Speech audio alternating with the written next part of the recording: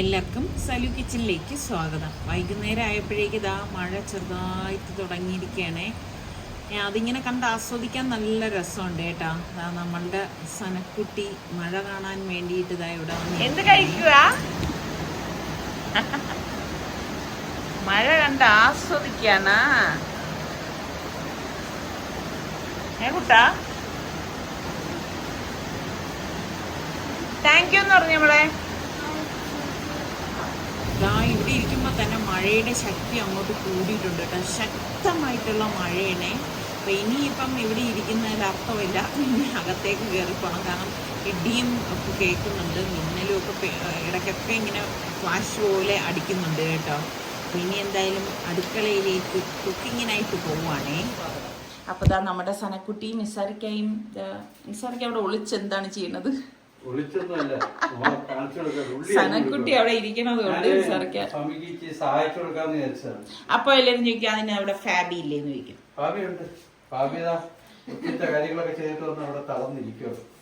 ഫാബി ഇങ്ങനെ ചിരിച്ച് നിക്കാണ്. കാണണോ ഫാബിയെ? ഫാബി ഫ്രണ്ടിലോട്ട് വന്നേ.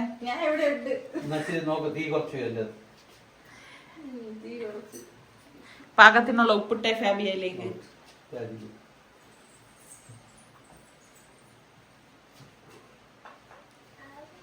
അപ്പൊ സനക്കുട്ടി ഇവിടെ നിസാറിക്ക വന്ന് നിൽക്കുന്നോണ്ടാണ് സനക്കുട്ടി ഇവിടെ വന്ന് നിന്നത് കേട്ടാ. അപ്പൊ നിസാറിക്ക സ്ലാബിൽ കയറ്റി ഇരുത്തി. പക്ഷേ നിസാറിക്ക ഉള്ളത് കൊണ്ട് നിസാറിക്ക ഇങ്ങനെ സ്ലാബിൽ ഇരുത്തിയതാണ്. ഞാനാണെങ്കിൽ ഇരുത്തൂല കേട്ടാ. കാരണം ഇവള് ഭയങ്കര ഇപ്പൊ നിസാറിക്ക നിക്കണത് കൊണ്ട് ഭയങ്കര ഡീസന്റ് ആയിട്ടൊക്കെ നിക്കുന്നതാണ്. സവാള പൊളിച്ചപ്പോഴേക്ക് കണ്ണിലേക്ക് എരിയുന്നു. അപ്പൊ എന്താണ് കാര്യം എന്നറിയാവോ? നിസാറിക്ക സഹായിക്കാൻ ഉദ്ദേശിച്ച കാര്യം എന്തെന്ന് പറഞ്ഞാല്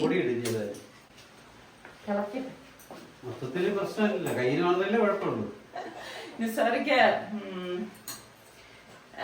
സഹായിക്കാന്ന് പറഞ്ഞത് വേറൊന്നുമല്ല. എന്റെ അടുത്ത് കുറെ പേര് ഈ അടുത്ത് ചോദിച്ചിട്ടുണ്ടായിരുന്നു, ഇത്തരത്തിലുള്ള കൈവേദന എങ്ങനെയുണ്ടെന്നേ. അപ്പോഴൊന്നും പഠിച്ച സഹായിച്ച് വലിയ പ്രശ്നങ്ങളില്ല. അപ്പൊ ഞാൻ മറുപടി കൊടുത്തിരുന്ന ഇപ്പൊ വലിയ കുഴപ്പമില്ലാന്ന്. പക്ഷെ ഇപ്പം റീസെന്റ് ആയിട്ട് ഒരു 3-4 ദിവസമായിട്ട്, ഒരു 4 ദിവസം മുൻപ് എനിക്ക് ചെറുതായിട്ട് ഇങ്ങനെ പെയിൻ കേട്ടാ. പിന്നെ അത് കഴിഞ്ഞപ്പോഴേക്ക് എനിക്ക് പെയിൻ കൂടി വരുന്നത് ഇങ്ങനെ കഴുത്തിന്റെ അവിടെ നിന്ന് ഇങ്ങനെ ഷോൾഡർ വഴിയിട്ട് ഇടത് കഴിക്കാണ് കേട്ടാ. ഇങ്ങനെ മുൻപ് എനിക്ക് വന്നിരുന്നത് പോലെ. അപ്പൊ നിസാറിക്ക പറഞ്ഞു, നീ സ്കൂട്ടർ ഓടിക്കുന്നത് കൊണ്ടാണ് ഇങ്ങനെ നിനക്ക് കൈവേദന വരുന്നതെന്നേ. പക്ഷെ എനിക്കിങ്ങനെ സ്കൂട്ടർ ഓടിക്കുന്നതുകൊണ്ടെന്ന് ഞാൻ കരുതുന്നില്ല. പക്ഷെ എന്തോ സമയം എനിക്ക് എന്റെ കൈക്ക് നീരുണ്ടെന്ന് എനിക്ക് നന്നായിട്ട് അറിയാം കേട്ടോ. പിന്നെ ഇപ്പോഴാണെങ്കിൽ കൈക്ക് മാത്രല്ല എന്റെ ബോഡിയിലും നീരുണ്ട്. അപ്പൊ ഇനിയിപ്പോ എന്തായാലും വെച്ചുകൊണ്ടിരിക്കാൻ പറ്റത്തില്ല. അപ്പൊ ഞാൻ വിചാരിക്കുന്നത് ഇനിയിപ്പോ ഡോക്ടറിനെ കൊണ്ടുപോയി ഒന്ന് കാണിച്ചാലോ എന്ന് വിചാരിക്കുന്നു. അന്ന് ഏകദേശം എനിക്ക് തോന്നുന്നു ഇപ്പൊ ഒരു 1.25 വർഷമൊക്കെ ആവും തോന്നുന്നു ഞാൻ ആ ട്രീറ്റ്മെന്റ് കഴിഞ്ഞിട്ട്. നല്ല തിരുമലും തടവലും ഒക്കെ കഴിഞ്ഞ് കിഴിയും ഒക്കെ ഇട്ടുള്ള ട്രീറ്റ്മെന്റ് ഉണ്ടായിരുന്നു. അതിനു മുൻപ് 1 വർഷം മുൻപും ഇതുപോലെ ചെയ്തിട്ടുണ്ടായിരുന്നു. ചെയ്തു കഴിഞ്ഞു പിന്നെ ഇത്രയും ഗ്യാപ്പ് ഒരു പ്രശ്നമില്ല കേട്ടോ. പക്ഷെ ഇപ്പൊ റീസെന്റ് ആയിട്ട് വന്നു. അപ്പൊ നിസാറിക്ക പറഞ്ഞ നീപ്പോ ഡോക്ടറെ കാണ്, എന്താന്ന് വെച്ചാ കാരണം നീരുണ്ടെന്ന് എന്റെ ബോഡിയിൽ നീരുണ്ടെന്ന് എനിക്ക് തന്നെ ഫീൽ ചെയ്യുന്നുണ്ടേ. അപ്പൊ ഇനി അത് ഡോക്ടറെ കാണാം. അപ്പം നിസാറിക്ക എന്നെ സഹായിക്കാന്ന് എഴുതിയിട്ട് സംഭവമൊന്നുമില്ല. അത് ഈ നേരത്തെ ഉള്ളു കേട്ടോ ഈ സഹായമൊക്കെ. അവിടെ എന്താണ്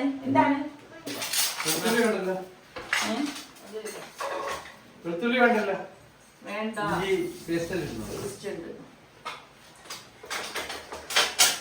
കഴിക്കട്ടെ. അപ്പൊ കഴിച്ചു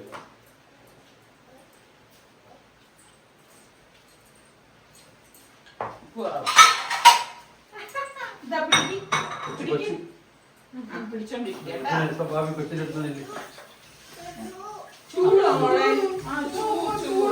അത് ഞാൻ ഇന്നലെ ഇളക്കിയിട്ട് കൈ കൊടുത്തില്ല. അപ്പൊ അത് പറയാ ചൂട്.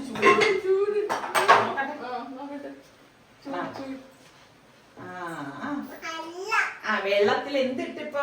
ഉപ്പ്. എന്തിട്ട്? സോൾട്ട്. പറഞ്ഞേ. ഉപ്പിട്ട്. എന്തിട്ട് മോളെ? ഉപ്പ്. അപ്പോ വെള്ളം. ഓ, ഞാൻ ഉപ്പ് നോക്കിയില്ലേ. ഓക്കെ ഓക്കെ ഓക്കെ ആണോ മോളെ? ഓക്കെ ആണെങ്കിൽ പറയണേ. ഓക്കെ ആണോ? ഓക്കെ ആണോ? ഓക്കെ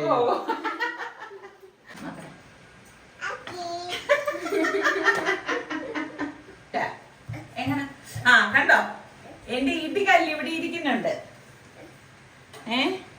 അതാണ് കാണിച്ചല്ലോ, കാര്യങ്ങളെല്ലാം അറിയാം അല്ലേ?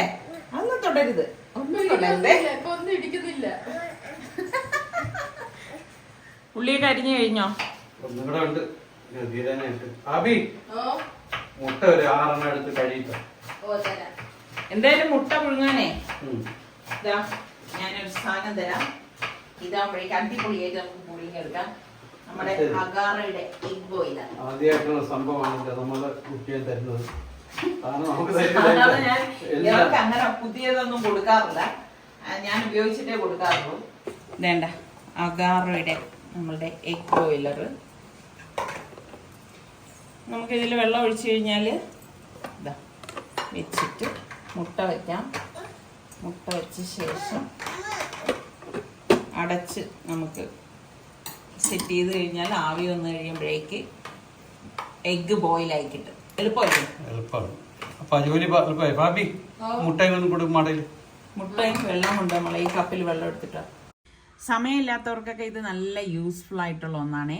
കാരണം നമ്മളിത് ബോയിൽ ചെയ്യാനായിട്ട് മുട്ട വെച്ച് കഴിഞ്ഞാൽ ഓട്ടോ കട്ട് ഓഫ് ആണ്. റെഡി ആകുമ്പോഴേക്ക് ഇതങ്ങ് ഓഫ് ആയിക്കോളും. നമ്മൾ ഇതിൻ്റെ പുറകെ നിൽക്കേണ്ട ആവശ്യമൊന്നുമില്ല. ഇത് പിന്നെ 500 വാട്ടിൻ്റെതാണ്.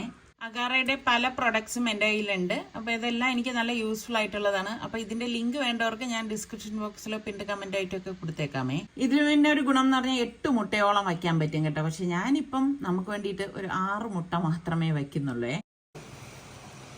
നമുക്കിത് അടച്ചിട്ട് ഓൺ ചെയ്യും. അപ്പം അത് അവിടെ ഇരുന്ന് റെഡി ആയിക്കോളും. പെട്ടെന്ന് തന്നെ നമുക്കിത് ബോയിലായി കിട്ടും.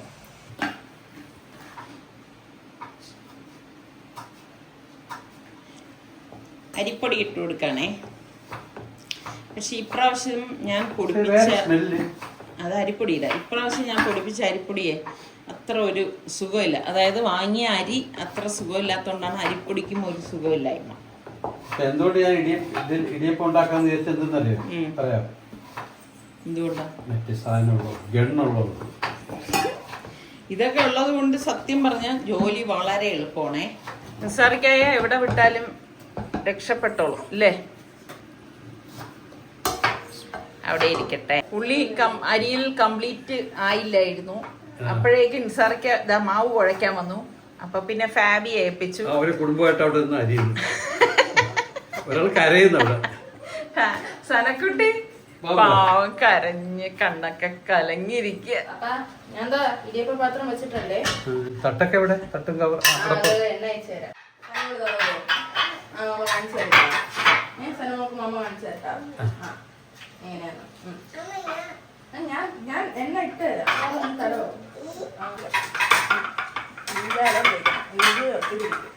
എന്താണിത്? തേങ്ങ. ഞാൻ ഇടണ്ട, ഉമ്മ ഇട്ടോളൂ. Okay okay okay okay okay.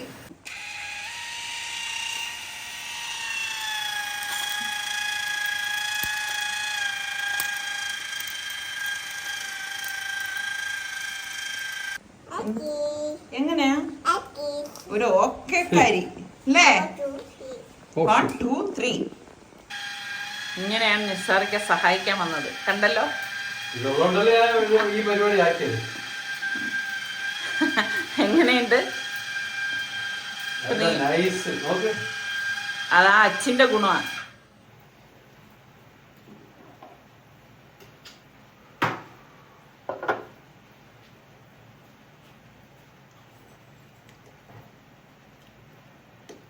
മുട്ട റെഡിയായോ?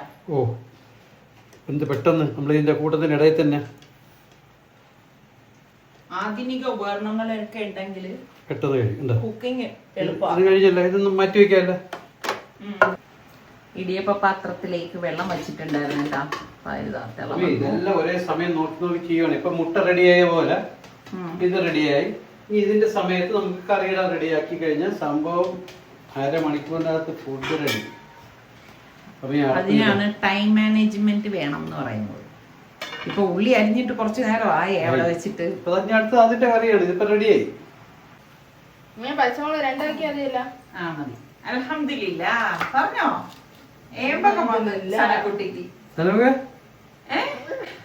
തക്കാളി കഴിക്കാനുള്ളത്, പക്ഷെ തക്കാളി ചെറിയ കഷ്ണം കൂടും. ഫോൺ ആരെന്ന് നോക്കി. ഓക്കേ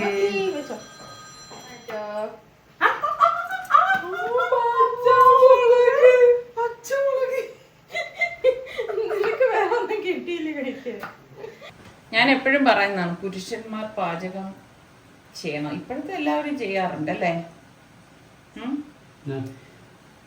പിന്നെ അതില് മടിയന്മാരും ഉണ്ട്. എനിക്ക് അങ്ങനെ വലിയ ഇൻട്രസ്റ്റ് ഒന്നും അല്ല, പക്ഷെ കാര്യങ്ങളൊക്കെ അറിയാം. ചൂടായില്ലല്ലോ. നോക്കുന്ന എങ്ങനെയാന്ന് അറിഞ്ഞൂടെ സംവിധാനം. എണ്ണ ഒഴിച്ചിട എവിടാണ് ചൂടാവുന്നത്? പക്ഷെ നിന്റെ വീഡിയോയിൽ എങ്ങനെയാന്ന് വെച്ചാൽ കട്ട് ചെയ്ത് കളയുന്നുണ്ടേ. എല്ലാവരും വിചാരിക്കും എണ്ണ ഒഴിച്ച ഉടനെ സമീ എണ്ണ ഒഴിച്ചിടാൻ മസാല ഇടുന്നതാണ് വിചാരിക്കുന്നത്. അങ്ങനെ സംഭവിക്കില്ലല്ലോ. പാചകത്തിനോട് ഇൻട്രസ്റ്റ് വന്നത് എപ്പോഴാണ്? നമ്മള് ഗൾഫിൽ പോയപ്പോ ആദ്യം ഫാമിലി വിസ ഒന്നും അല്ലല്ലോ. അപ്പൊ ആ പോയ സ്ഥലം ഒരു റിമോട്ട് ഏരിയ. വർഷം ഇതല്ല 84ആണ്. അപ്പൊ ഇപ്പൊ നമ്മുടെ ആൾക്കാർ വയസ്സ് കൂട്ടും. ഒരു കുഴപ്പമില്ല. അല്ല എനിക്ക് കുഴപ്പമാണ്. അത് വെച്ചിട്ട് എന്നെ കാൽക്കുലേറ്റ് ചെയ്യും. പക്ഷെ നിങ്ങൾക്ക് റോങ് വരും. എന്റെ വയസ്സ് നിങ്ങൾക്ക് അറിയാമെങ്കിൽ ഒന്ന് കാൽക്കുലേറ്റ് ചെയ്ത് കമന്റ് ചെയ്യും. സ്വന്തക്കാർക്കൊക്കെ അറിയാൻ പറ്റും. സ്വന്തക്കാര് എന്തായാലും കമന്റ് എഴുതൂല. അതറിഞ്ഞൂടാ. ഞാൻ തട്ടാൻ പോണ എല്ലാവരും ഒന്നിച്ച് എന്തൊക്കെ പറഞ്ഞില്ല. എല്ലാവർക്കും അറിയാവുന്ന കാര്യം. പട്ട, ഗ്രാമ്പു, ഏലക്ക, പെരിഞ്ജീരകം, ഉലുവ. മോളെ പിടിച്ച് ഇറക്കാനുള്ള സമയം ആയി വരുന്നെന്ന് തോന്നുന്നു. കോട്ട കഴിഞ്ഞ് കുറച്ച് കഴിഞ്ഞാ സനമോളാവും. സനമോൾ അല്ലാതാവും.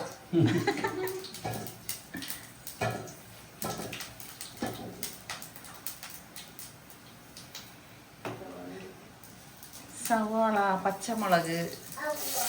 അല്ലാ, വാപ്പയുടെ കയ്യിൽ നിന്ന് 2-3 പീസ് താഴെ പോയി. അതാ അവളെ അല്ലാ.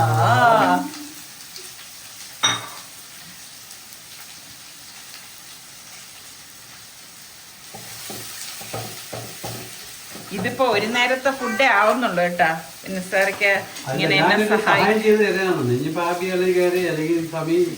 എനിക്ക് തോന്നുന്നത് എന്തെന്നറിയാവോ, ഞാൻ ഇന്ന് കൈവേദന എന്ന് പറഞ്ഞ് അവിടെ ഇരുന്നപ്പോഴേക്ക് നിസാർക്കാണ് എൻ്റെ അടുത്ത് പറഞ്ഞത് ഇന്ന് ഡിന്നറിന് ഞാൻ ഉണ്ടാക്കി തരാം ഫുഡെന്ന് പറഞ്ഞ്. അപ്പം ഇപ്പം എനിക്ക് തോന്നുന്നത് എന്താണെന്ന് വെച്ചാൽ ഞാൻ കൈവേദന എന്ന് പറഞ്ഞിട്ട് ലാസ്റ്റ് മൂമെൻ്റ് ആകുമ്പോഴേക്ക് ഞാൻ പറയും ഫാബി മോളെ പാപ്പാക്ക് ഒരു മുട്ട വല്ലതും പുഴുങ്ങി കൊടുക്ക്, അല്ലെങ്കിൽ മുട്ട പൊരിച്ചു കൊടുക്ക് എന്നൊക്കെ പറഞ്ഞങ്ങ് മാറും എന്ന് വിചാരിച്ചിട്ടായിരിക്കാം.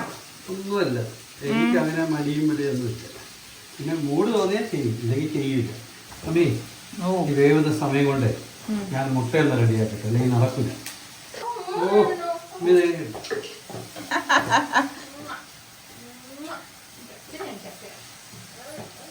ഇനി പൊയ്ക്കോളാൻ ജോലി ചെയ്യുന്നു. ഞാൻ മുട്ടയൊന്ന് റെഡിയാക്കിയിട്ട് അബി മുട്ട റെഡിയാക്കില്ല. ഞാൻ മസാലപ്പൊടി എന്നിട്ടേ പറഞ്ഞിട്ട് ഇത് മുളക് പൊടി, മല്ലിപ്പൊടി, മഞ്ഞപ്പൊടി, ഗരം മസാലപ്പൊടി, ഉപ്പ്, കുരുമുളക് പൊടി, ഇതെല്ലാം കൂടെയാണ് നമ്മൾ ഇടുന്നത്. ഫാബി സനക്കുട്ടി എന്ത് പറയാന്നറിയോ, തലയിൽ നേരെ തുണിയിടാൻ നേരെ തന്നെ കിടക്കുന്നത്. ആക്ഷൻ കാണിക്കുന്ന നോക്കിയേ, അവളുടെ തലയിൽ തുണിയില്ല. ഞാൻ തക്കാളി ഇടണേ.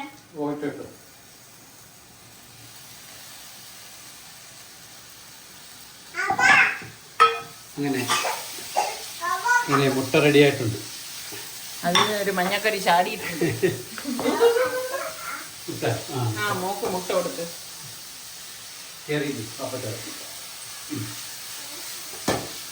അതിലിട്ടു.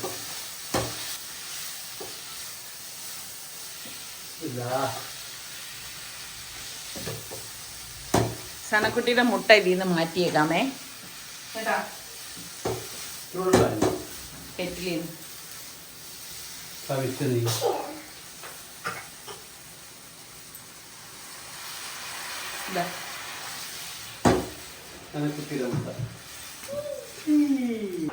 റെഡി ആയിട്ടുണ്ട്. കണ്ടോ കറി അവിടെ റെഡിയാവുന്ന ഇടയ്ക്ക് ഇത് നോക്കിയപ്പോൾ ഇത് തയ്യാറായിട്ടുണ്ട്. ഇതിവിടെ ഉമ്മയുടെ പണിയായുധങ്ങളാണ് സംഗതി.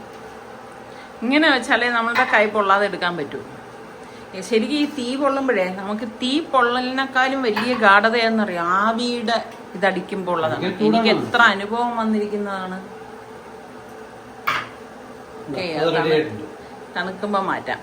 ഏകദേശം എല്ലാം റെഡിയായിട്ടുണ്ട്. കുറച്ച് തേങ്ങാപ്പാൽ ഒഴിക്കാൻ വേണ്ടി ഞാൻ തയ്യാറാക്കി വെച്ചിട്ടുണ്ട്. തേങ്ങാപ്പാൽ ഒഴിച്ചിട്ടുണ്ട്. നല്ല കുറിയ തേങ്ങാപ്പാൽ. നിങ്ങൾക്കൊക്കെ തേങ്ങാപ്പാൽ ഒഴിച്ച മുട്ടക്കറിയാണോ ഇഷ്ടം? എനിക്ക് തേങ്ങാപ്പാൽ ഒഴിച്ചാണ് ഇഷ്ടം. പക്ഷെ ഭയങ്കര എരിവാണ് സമയം, ഭയങ്കര എരിവ്. എനിക്ക് ഇത്രയേ ഉള്ളൂ. ഇത് തേങ്ങാപ്പാൽ ഒഴിച്ച് കഴിഞ്ഞാൽ പിന്നെ വലിയ തിളക്കുകയും പറക്കുകയും ഒന്നും വേണ്ട. അത്രയും മതിയാവും. നമുക്ക് ഇനി മറിക്കുകയും വേണ്ട, തിളക്കുകയും മറിക്കുകയും വേണ്ട. അതായത് ഞാൻ വരഞ്ഞിട്ടുണ്ട് മുട്ട, അതാണ് കുറച്ച് സമയം എടുത്തത്. സനമോള് മുട്ട കൊണ്ടുപോയി. സനമോള് ഒരു മുട്ട കുറഞ്ഞ് ഞാൻ മുകളിൽ കുറച്ച് കരിയാപ്പിലൂടെ ഇട്ട് കൊടുത്തു കഴിഞ്ഞാൽ സംഭവം അടിപൊളി. ഇതൊക്കെ നിങ്ങളൊക്കെ ഉണ്ടാക്കിയാൽ അതിനായിട്ട് അടിപൊളിയായിരിക്കും.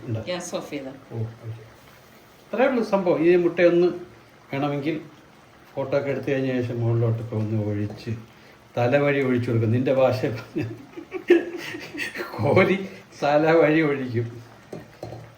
എന്താ അടിപൊളി, നല്ല കോമ്പിനേഷൻ അല്ലേ? ഇടിയപ്പവും ഓഫ് ചെയ്യാമോ? ഇതാണ് നിസാറിക്കാസ് മുട്ടക്കറി. ഇത് ആൾക്കാർ വയ്ക്കും ഞാനാണ് കണ്ടുപിടിച്ചത്.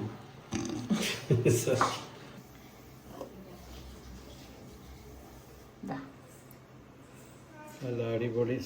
എനിക്ക് ഭയങ്കര ഇഷ്ടപ്പെട്ടു ഇന്നത്തെ ആ കനം കുറഞ്ഞ. അറിയുന്നില്ല, കഴിക്കാൻ വരുമ്പോഴും അറിയാത്തതുകൊണ്ടാണ്.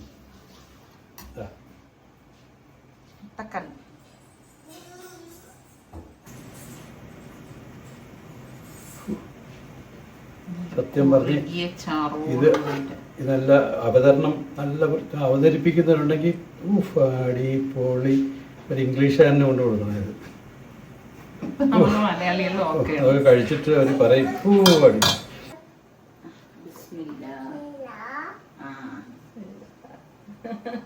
എങ്ങനെയുണ്ട്? എങ്ങനെയുണ്ട്? സൂപ്പർ. ആ ഓക്കെ. എങ്ങനെ എങ്ങനെ ഓക്കെ? സമയ അഭിപ്രായം പറ.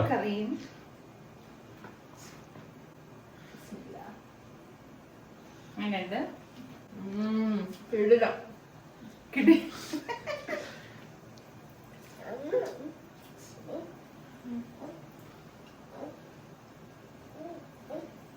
കിടിലെന്ന് പറഞ്ഞാൽ മതി. മുട്ട വിടും. മുട്ട എന്ന് പറ. മുട്ട സനക്കുട്ടിക്ക് ഇഷ്ടപ്പെട്ട്. നല്ല സോഫ്റ്റ് ഇടിയപ്പവും നല്ല അടിപൊളി മുട്ടക്കറി. പിന്നെ പുറത്ത് നല്ല മഴ. ഇത്രത്തോളം എനിക്ക് തോന്നുന്നു രുചി കിട്ടണത് അതിന്റെ അകത്ത് കുറച്ച് സ്നേഹം വിളമ്പിയോണ്ടായിരിക്കാം. അത് മാത്രല്ല പുറത്ത് നല്ല ചെറിയ മഴയും. ഇങ്ങനെ സ്നേഹം വിളമ്പുന്ന കറികൾക്ക് ഒരു പ്രത്യേക രുചിയാണല്ലോ. നിങ്ങൾ എന്ത് പറയുന്നത്? എന്നും ഈ സ്നേഹം വിളമ്പുന്ന വിചാരിച്ചുള്ളായിരുന്നു. എന്താ മോളെ? സനക്കുട്ടിക്ക് ഇഷ്ടപ്പെട്ടു കേട്ടോ അല്ലേ മോളെ? ഇഷ്ടായ? അമ്മയ്ക്ക് കൊടുക്കാം. അല്ല അമ്മയ്ക്കൊന്ന്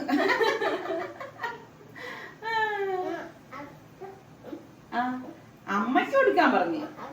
ഇത് ഉണ്ടാക്കിയ വാപ്പാക്ക് കൊടുത്തില്ലല്ലോ. ഫാറ്റുകൾ അങ്ങോട്ട് പറ്റില്ല പറ്റില്ല.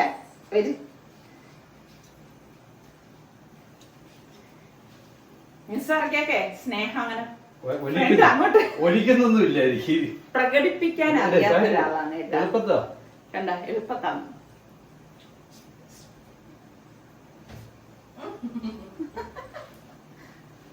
സ്വന്തമായിട്ടുണ്ടാക്കി. സ്വന്തമായിട്ടല്ല, സഹായിച്ചു. എന്തായാലും വേദന പറഞ്ഞല്ലോ. അപ്പൊ നാളെ പോണ്ടല്ലോ. വേറൊരു കാര്യം, നമ്മളെ എനിക്ക് പോണം, കൈ അത്ര പ്രശ്നം. അതല്ല, നമ്മള് എല്ലാവരും കൂടിയുള്ള ഒരു കുക്കിംഗ് എന്ന് പറയുമ്പം ശരിക്കും പറഞ്ഞാൽ അത് നല്ല എൻജോയ് ചെയ്ത് ചെയ്യാൻ പറ്റുന്നു. എന്നാ കൊറേ ടൈം എടുത്തെന്ന് വേണം പറയാൻ അല്ലേ? പിന്നെ സമയമാണ് അറിയില്ല. ഇതൊക്കെ ഒരു രസം. രാവിലെ എഴുന്നേറ്റപ്പോൾ കാലാവസ്ഥ ആകെ മാറിയിട്ടുണ്ട്, പ്രകൃതിയുടെ ഓരോ വികൃതികളെ. അപ്പം എന്തായാലും രാവിലെ എല്ലാവരും, പ്രത്യേകിച്ച് നമ്മളെ കേരളക്കാരാണെന്ന് തോന്നുന്നല്ലേ ഇങ്ങനെ ചായക്ക് അഡിക്റ്റഡ്. മറ്റുള്ളവരുടെ കാര്യം എനിക്ക് അത്ര അങ്ങോട്ട് അറിയത്തില്ല.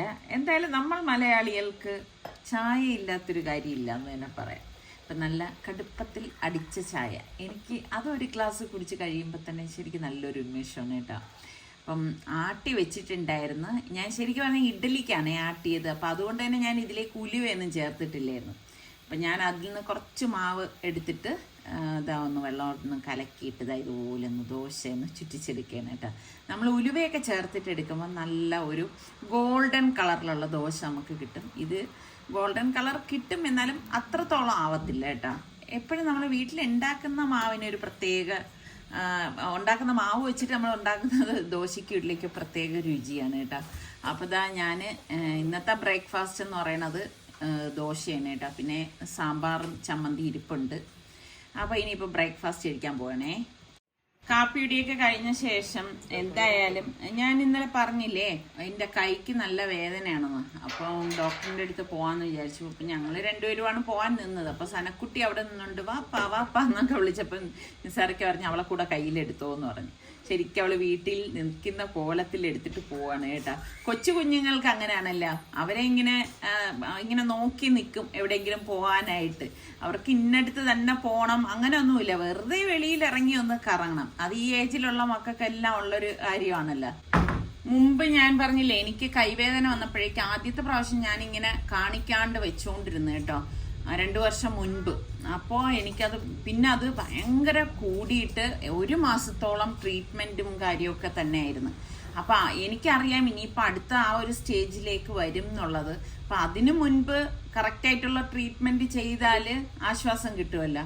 അപ്പം സമയത്തെ തന്നെയാണ് അത് ചെയ്തിരുന്നത്. അതുകൊണ്ട് ഇവിടെ തന്നെ വന്നിട്ട് ഡോക്ടറിനെ കാണാമെന്ന് വിചാരിച്ച് അങ്ങനെ വന്നതാണ്. ഒരു കാര്യം നമ്മളിങ്ങനെ വെച്ചിരുന്ന് രോഗം കൂട്ടുന്നതിനേക്കാളും വന്ന് കാണുന്നതല്ലേ നല്ലത്.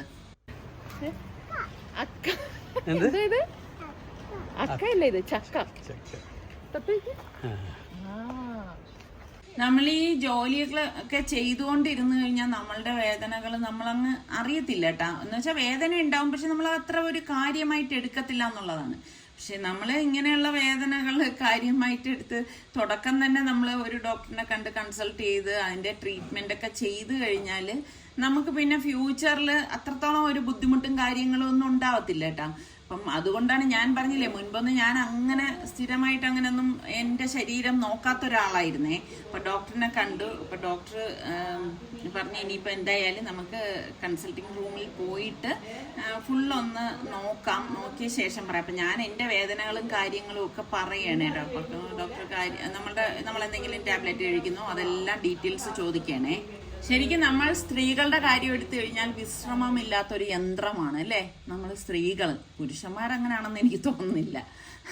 അപ്പം നമ്മൾ ഇടയ്ക്കൊക്കെ ഒരു വിശ്രമം എടുക്കേണ്ടത് അനിവാര്യമാണ്. നിങ്ങളുടെയൊക്കെ അഭിപ്രായം എന്താണ് അതിനോട്? പക്ഷെ നമ്മളെ കൊണ്ട് അത് സാധിക്കത്തില്ല കേട്ടോ. അപ്പോൾ ഡോക്ടർ എൻ്റെ ബോഡിയൊക്കെ ഒന്ന് ചെക്കപ്പ് ചെയ്യാനായിട്ട് മുകളിലേക്ക് വരാൻ പറഞ്ഞ് അങ്ങനെ ഞാൻ മുകളിലേക്ക് പോവുകയാണ് കേട്ടോ. ശരിക്കും പറഞ്ഞു കഴിഞ്ഞാൽ എനിക്കറിയാം എൻ്റെ ശരീരത്തിൽ ഇന്ന ഡിഫക്റ്റുകൾ ഉണ്ടെന്നുള്ളത്. അപ്പോൾ ഡോക്ടർ നോക്കിയിട്ട് പറഞ്ഞ് നല്ല നീർക്കെട്ടുണ്ട്, കഴുത്ത്, തോളല് അവിടെയൊക്കെ നല്ലതുപോലെ നീർക്കെട്ടുണ്ട്. അപ്പം നല്ല ഒരു ട്രീറ്റ്മെൻറ്റ് തന്നെ വേണം എന്നാണ് പറഞ്ഞിരിക്കുന്നത്. അപ്പം ഇനിയിപ്പം അതിൻ്റെ ട്രീറ്റ്മെൻറ്റും കാര്യങ്ങളും ഒക്കെ ആയിട്ട് പോകണം. ഇനി നമ്മൾക്ക് ബാക്കി വിശേഷങ്ങളുമായി കാണുന്നത് വരെ എല്ലാവർക്കും ബൈ.